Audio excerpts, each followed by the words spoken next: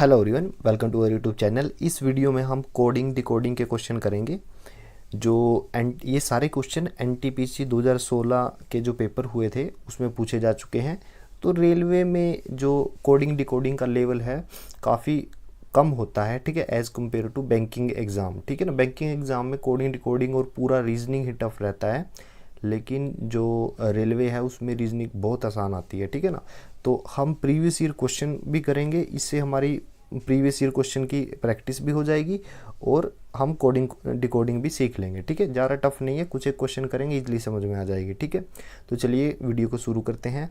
First question है, एक निश्चित कूट भाषा में यदि माइन को 3214, देखिए माइन को कैसे दिखाया गया है 3214, टाक को 8756 और पीक को लिखा गया है 8964 और टेम को लिखा है 1654। तो उसने पूछा है कौन सा नंबर m को दर्शाता है। हमें m की वैल्यू निकालनी है, m की वैल्यू क्या है। अब चूंकि हमें m की वैल्यू निकालनी है तो फोकस भी हम m पर ही करेंगे, तो हम फोकस करेंगे सिर्फ m पे। तो m किस में है, माइन में है।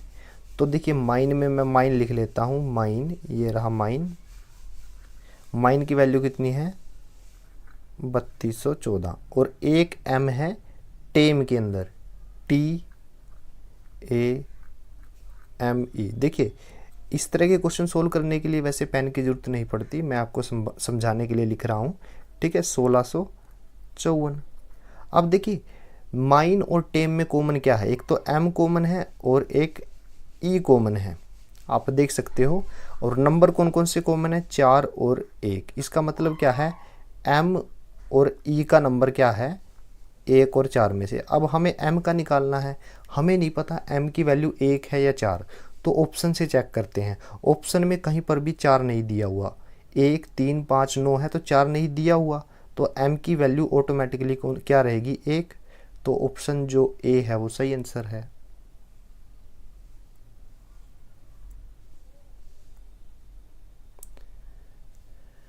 नेक्स्ट क्वेश्चन है, जेड दिया हुआ है 26। देखिए कोडिंग डिकोडिंग हमेशा करते वक्त याद रखें अल्फ़ाबेट नंबर याद कैसे करें। ठीक है, अगर आपको अल्फ़ाबेट नंबर याद नहीं है तो मैं डिस्क्रिप्शन में एक वीडियो का लिंक डाल दूंगा जिसमें मैंने बताया है कि कैसे आप अल्फ़ाबेट नंबर याद कर सकते हो। ठीक है ना, आप वो वीडियो का लिंक डिस्क्रिप्शन से चेक कर लेना। ठीक है, अब जेड का अल्फ़ाबेट नंबर 26 होता है, ठीक है, दिया हुआ है।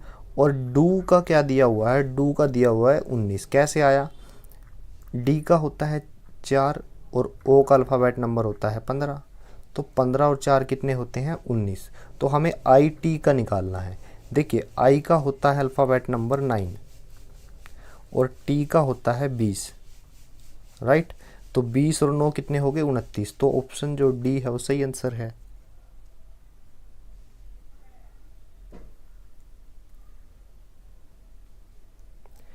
नेक्स्ट क्वेश्चन है, पेन को लिखा गया है 613, स्ट्रिंग को लिखा गया है 580934, तो रिपनिंग को पूछा है। ठीक है, कैसे है।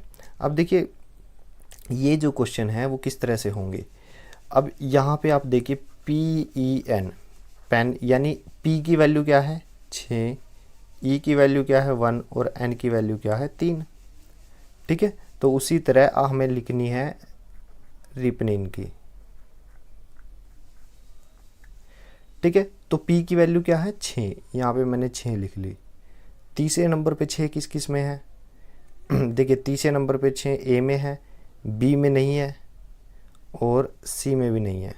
तीसरे नंबर पे 6 A और D में है। ठीक है, इस तरह से आप ऑप्शन को टर्मिनेट करें। और E की वैल्यू क्या है 1, तो चौथे नंबर पे 1 किस में है, चौथे नंबर पर 1 A ऑप्शन में नहीं है, D ऑप्शन में है। ठीक है, तो ऑप्शन डी हमारा सही आंसर है। अब देखिए क्वेश्चन का लेवल कितना लो था। ठीक है ना, अगर आप सारा ही कोड लिख देते तो दिक्कत आ जाती। हमने सिर्फ पी और ई का अल्फ़ाबेट नंबर, मतलब सॉरी अल्फ़ाबेट नंबर नहीं है, यहाँ पे जो कोडिंग की गई है वो लिखी और इसी से हमारा आंसर आ गया। ठीक है, तो ऑप्शन जो डी है वो हमारा सही आंसर है। नेक्स्ट क्वेश्चन करते हैं। नेक्स्ट क्वेश्चन है, mango, lemon and melon are fruit को, ये जो इतनी बड़ी स्टेटमेंट है उसको इस नंबर से दिखाया गया है। Mango and lemon are yellow को इस नंबर से दिखाया गया है, और मेलन इज़ ग्रीन को इस नंबर से। तो मेलन का हमें अंक निकालना है। देखिए चूँकि हमें मेलन का निकालना है तो हमें मेलन से ही मतलब रखना है, ठीक है। तो मेलन किस किस में है, एक तो पहली वाली इक्वेशन में है और एक लास्ट वाली में है।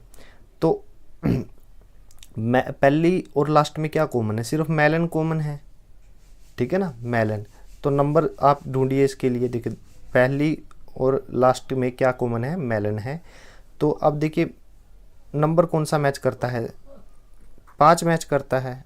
आप देख सकते हो पहली जो इक्वेशन थी उसमें ये रहा मेलन, और जो थर्ड थी उसमें ये रहा मेलन, और दोनों में सिर्फ 5 कॉमन। इसका मतलब मेलन का जो नंबर था वो 5 था। तो option A is the right answer. काफ़ी इजी क्वेश्चन था। नेक्स्ट क्वेश्चन है, एक्स का अल्फ़ाबेट नंबर 24 होता है, वो दिया हुआ है।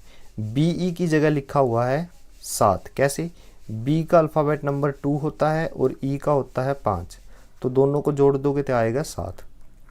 हमसे पूछा है रिंग का। रिंग में आर होता है 18, आई होता है 9, एन होता है 14 और जी होता है 7। अब देखिए 7 और 14 21, 21 और 9 30, 30 और 18 48। तो ऑप्शन जो सी है वो सही आंसर है। नेक्स्ट क्वेश्चन करते हैं छठा। Very easy. ई का अल्फ़ाबेट नंबर 5 दिया हुआ है, रेड का 27। रेड में आर कितना है 18, ई कितना है 5 और डी कितना है 4। तो कितना आ गया 27। तो रीड को देखिए 18 प्लस 5 और एक 6 और डी का कितना होता है 4। अब देखिए 18 और 5 कितने होते हैं 23, 23 और एक 24, 24 और 4 28। तो ऑप्शन जो सी है वो सही आंसर है। नेक्स्ट क्वेश्चन करते हैं। यदि बिल्डिंग का कोड ये है, ठीक है, तो माउंटेन का कोड बताइए। देखिए बिल्डिंग, अब देखिए कोड है तो अल्फ़ाबेट के अकॉर्डिंग दिया हुआ है। बी का अल्फ़ाबेट नंबर कितना होता है 2 होता है, लेकिन यहाँ पे 1 दिया हुआ है, यानी 2 होता है उसमें से 1 घटा दिया। यू का अल्फ़ाबेट नंबर कितना होता है 21 होता है, लेकिन 20 दिया हुआ है, मतलब 1 घटा दिया। और कोई भी नंबर ले लो, आई का अल्फ़ाबेट नंबर 9 होता है, लेकिन 8 दिया हुआ है, 1 घटा दिया। तो कोडिंग किस तरह से की गई है, जो अल्फ़ाबेट यानी ए टू जेड अल्फ़ाबेट होते हैं उनका जो एक्चुअल में अल्फ़ाबेट है, मेरा मतलब अल्फ़ाबेट नंबर है, वो कोड कैसे किया है उसमें 1 घटा दिया गया है। जैसे बी का अल्फ़ाबेट नंबर कितना होता है 2, बट एक्चुअल में लिखा हुआ कैसे है 1, यानी 1 घटाया है। यू का होता है 21, लिखा हुआ 20 है, ठीक है। तो इस तरह से कोडिंग करनी है। तो देखिए एम की कोडिंग कैसे करोगे, एम का अल्फ़ाबेट नंबर होता है 13, तो हमें लिखना पड़ेगा 12। तो बताइए कौन से ऑप्शन में 12 नहीं है, सी ऑप्शन में नहीं है, तो सी ऑप्शन गलत। फिर ओ का अल्फ़ाबेट नंबर होता है 15, 15 में से 1 घटा दीजिए तो दूसरे नंबर पर क्या आएगा 14। दूसरे नंबर पे 14 किस में नहीं है, डी ऑप्शन में नहीं है, तो डी ऑप्शन भी गलत हो गया। यू का अल्फ़ाबेट नंबर क्या है 21, तो 1 कम लिखना है 20, तो तीसरे नंबर पे 20, बी में भी है ए में भी है, ठीक है। अब देखिए एन का अल्फ़ाबेट नंबर 14 होता है तो आपको 13 लिखना पड़ेगा। टी का अल्फ़ाबेट नंबर 20 होता है तो आपको 19 लिखना पड़ेगा। ए का अल्फ़ाबेट नंबर 1 होता है तो आपको 0 नहीं लिखना है, 26 लिखना पड़ेगा, क्योंकि ए के बाद जेड, जेड के बाद फिर से ए आता है, तो यहाँ पे 26, ठीक है। आई का अल्फ़ाबेट नंबर 9 होता है और उससे पहले क्या आता है 8, ठीक है। एन का अल्फ़ाबेट नंबर 14 होता है तो उससे 1 कम 13, ठीक है। तो आप देखिए ऑप्शन जो बी है वो हमारा सही आंसर है। Option B is the right answer.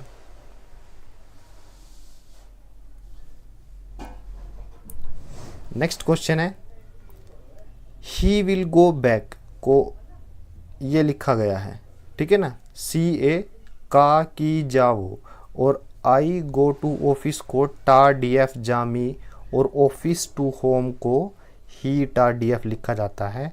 तो गो बैक होम को क्या लिखा जाएगा, गो बैक होम को क्या लिखा जाएगा। अब देखिए कॉमन मिला लीजिए, सेकंड कोडिंग ये वाला, इसमें क्या मिलता है टू ऑफिस, और ऑफिस टू होम में क्या मिला है टू ऑफिस। तो ऑफिस टू का क्या मीनिंग आया यहाँ से, ऑफिस टू का मीनिंग क्या आया, एक तो डी एफ मैच करता है और एक टी ए मैच करता है, ठीक है। तो ये आ गया टी ए और डी एफ, ठीक है। तो इसका मतलब होम का, देखिए तीसरे ही कोडिंग में होम का मतलब क्या आएगा, होम का मतलब एच ई आ जाएगा, ठीक है ना। होम का मतलब एच ई आया, तीसरे ऑफिस टू होम में हमें ऑफिस टू का मतलब टी ए डी एफ मिल गया, तो होम का मतलब क्या है एच ई। तो हमें गो बैक होम की वैल्यू निकालनी है, उसमें एक में तो आ गया एच ई। तो आप देख सकते हो एच ई ना तो ए ऑप्शन में है, ना ही बी ऑप्शन में है, और ना ही डी ऑप्शन में है। तो ऑप्शन सी जो है वो हमारा सही आंसर है।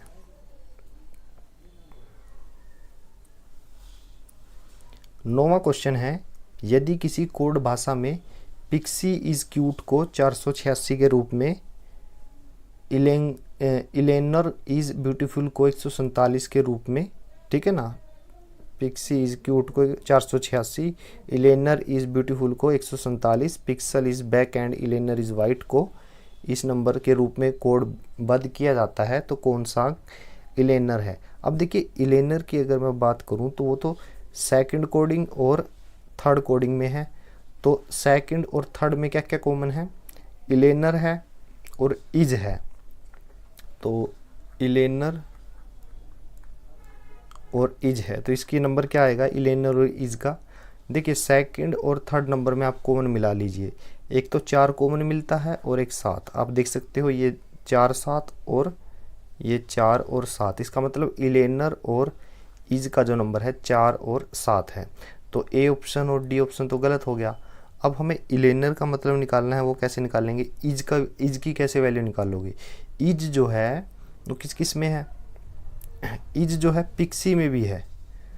तो आप देख सकते हो 4 और 7 में से एक वैल्यू है इज की, लेकिन 7 जो है फर्स्ट कोडिंग में नहीं है, वहाँ 4 है, इसका मतलब इज की वैल्यू 4 आ गई।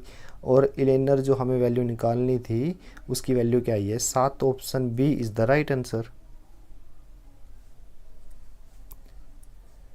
नेक्स्ट क्वेश्चन है, यदि 4 198 एलियनेट 75 0 327 43 तब नेशनल की हमें वैल्यू निकालनी है। कैसे फाइंड आउट करोगे, जो अल्फ़ाबेट के लिए नंबर लिखा हुआ है वही लिख दीजिए। देखिए एफ के लिए 1 है, ओ के लिए 9, आर के लिए 8, ठीक है।